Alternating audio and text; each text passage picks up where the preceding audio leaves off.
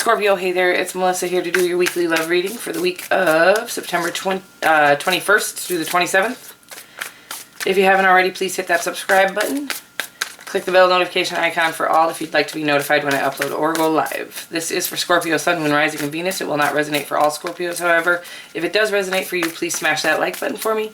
You're also welcome to share this on other platforms if you'd like. There is a PayPal me account linked in the description box below. If you do leave the channel a donation, thank you very much. I appreciate you. And there is also an email address and a price list for personal readings.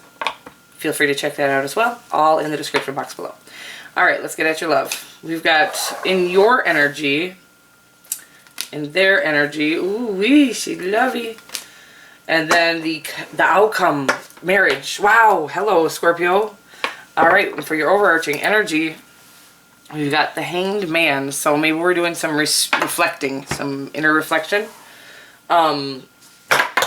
So in your energy, Scorpio, you've got this kind of closed off, in your own head feeling. I feel like I just literally forgot to say something. Oh, this is for married, single to married, and anywhere in between is who this is for. This is your energy, then this is their energy, and this is the outcome's potential, the potential outcome of the connection.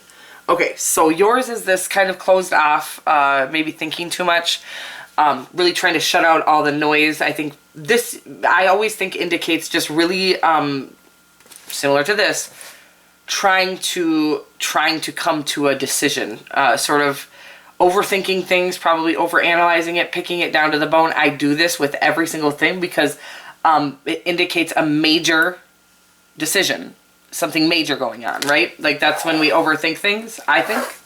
Sometimes it's not as major as we think. It's simpler than we think, but we like to, especially as water signs, we like to overthink the heck out of things.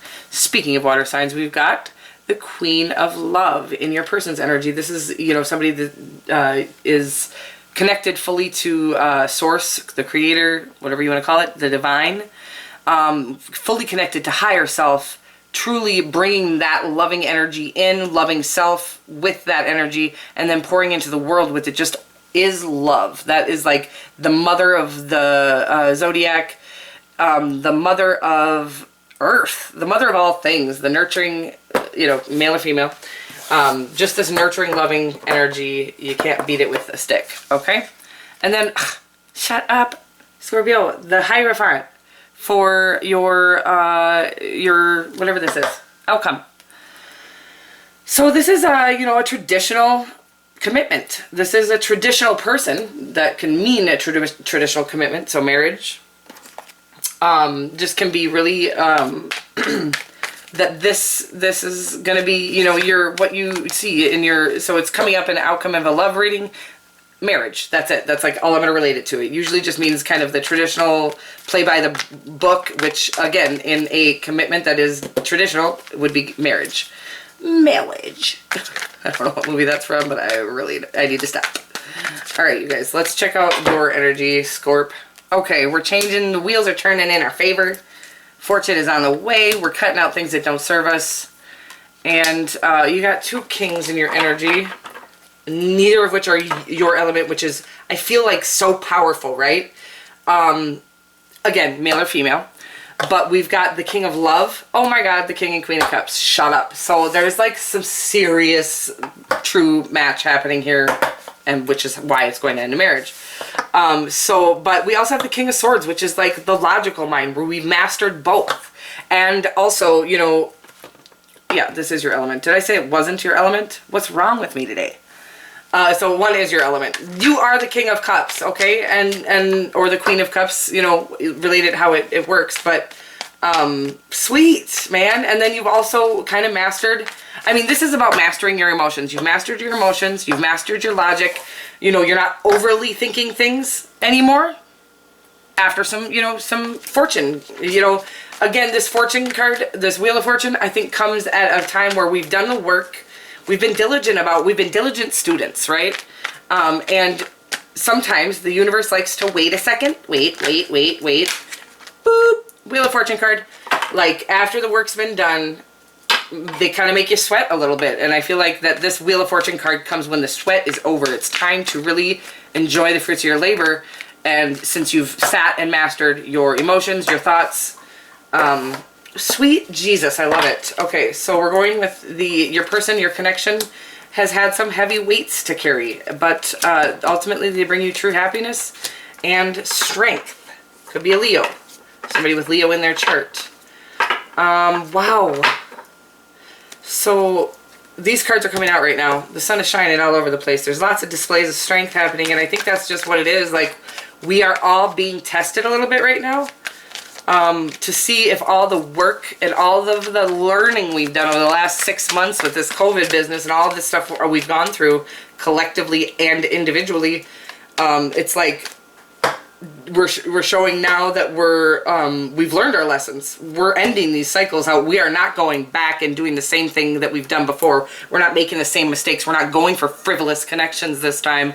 We're not going to feed into the ego and what it's trying to trick us out of. Like, it's trying to trick us out of these true deep connections. But no, thank you. We've all tried that before. That didn't work for us very well, did it, Scorpio? So, okay, I love it. Okay, and now I'm going to get you outcome, some more to the story on the outcome. The Devil, okay? I'm not scared of that. And the Star, wow. So some serious healing has been done. I think that, again, this person you have in your vision is just somebody who stirs up passion inside of you, and I think you're trying to even it out, like, make sure that it is healthy. Like, I think sometimes as water signs, we can become, we are very passionate people, and I think that we can become almost unhealthily passionate about somebody we really, really desire or love. And I think that is what's happening here, is that we're really trying to heal up any of this toxicity that we've become accustomed to, that we've really just learned has been, the normal. It really isn't. And these, old thought patterns that don't serve us any longer, we're letting them go. We have to. Whatever that may be for you. Again, this could be actual physical addictions, but a lot of times I just think it's about being be really into your lover, be really into them, right? But don't rely on them, because you can definitely trust and have faith in each other and be there for each other fully. But when we stop relying on ourselves and start relying solely on someone else is when this toxicity comes about. And the Star is also known as a wish. This is something you've both been wishing for. This is true deep love.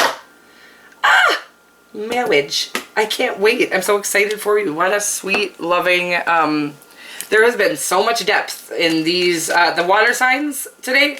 I did all the water signs. You're the last of the three. So much depth, so much power. These, what do you call them? Divinely guided partnerships that we've been dreaming of probably since birth. I'm not kidding you. I started counseling people on love when I was in like the 1st grade. Because I always knew that was gonna be a big thing in my life. Here I am almost 40 without having still found true deep love, which is crazy, right? But I've had a lot of stuff to go through, a lot of healing to go through. I found this card. It says, pay attention to the red flags. You know what? Right now, this obviously the Devil came up in the outcome here. It's just about really paying attention to when you're becoming too reliant on the other person for your own happiness. They can add to your happiness, but they cannot create happiness for you if you don't have it already. So it's pay attention to your red flags of your own kind of self-sufficiency. Be aware that, you have to be self-sufficient to be a half of a relationship like this. And when you do get into a connection like this, it's important to continuously pour into your cup and spend time apart, as much as, as well as spend time together. But you need to always rely on yourself to really do the filling up of your cup.